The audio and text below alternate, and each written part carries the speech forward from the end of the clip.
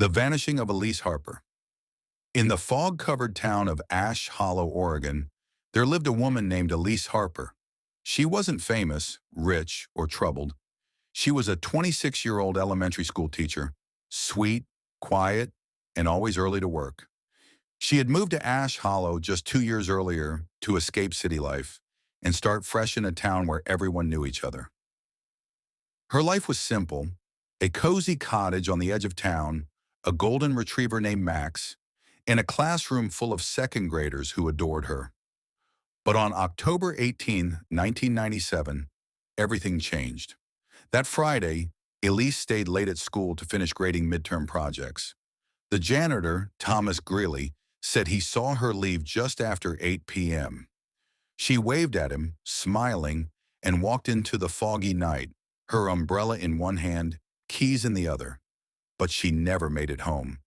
The next morning, her neighbor, an older woman named Mrs. Fincher, grew concerned. Max had been barking nonstop, and Elise's car wasn't in her driveway. She called the police. They found Elise's car still parked outside the school. The keys were still in the ignition. Her purse was inside, her umbrella folded on the passenger seat. No sign of a struggle, no blood. It was as if she vanished mid-step.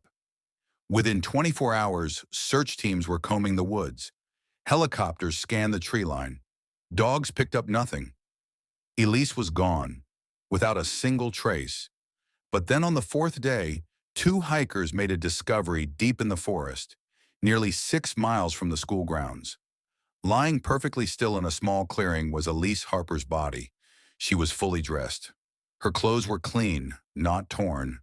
There was no dirt on her shoes, no bruises, no wounds. Her arms rested neatly by her side, her eyes frozen open, staring up at the gray sky above. The coroner's report only deepened the mystery. No cause of death, no internal injuries, no toxins. Her heart had simply stopped. But there was one strange detail. The fingernails on both hands were charred black, and under them they found splinters of bark and an unidentified gray powder. It was as if she had clawed at something not entirely there. The police questioned everyone: her students, her friends, her colleagues. Nothing unusual, no enemies, no shady lovers, just Elise and silence. And then came the second shock. Thomas Greeley, the janitor, disappeared a week later. He didn't show up for work. His phone was disconnected. At his apartment, everything was left behind: wallet, clothes, even a pot of coffee still sitting warm on the stove. The only thing missing was Thomas. Now the town was on edge. That's when the story started. Some residents began reporting strange sightings near the woods, particularly near the area Elise's body had been found. A tall figure, thin, motionless, dressed in black. It never moved. It never spoke. It just watched. People began calling it the Whisperer. One hunter claimed he saw it standing in the trees just beyond his camp. When he tried to approach, it was suddenly behind him, though he swore he never heard a sound. Others claimed to hear faint whispers in the forest, always at dusk. The words were never clear, but the tone was always the same: soft, almost sad, like someone mourning. Then came a story from the local priest. A week before he died in a mysterious house fire, Father Wilkes told a friend that Thomas Greeley had come to him in tears. He said Thomas confessed something that terrified even him. But the priest never revealed what. Soon after, the town went quiet. The investigation into Elise Harper's death was closed. Officially, it was ruled as unexplained cardiac arrest. Unofficially, everyone knew something was off.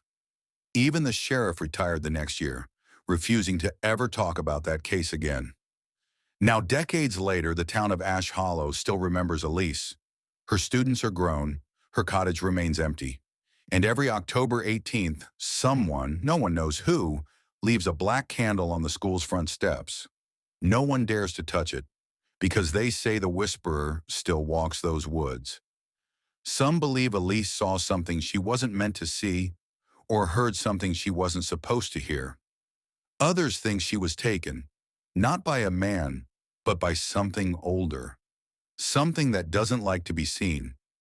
And if you ask the townspeople today, most won't talk. But if you press hard enough, one might whisper something chilling before they turn away. Elise Harper was the first, but she wasn't the last.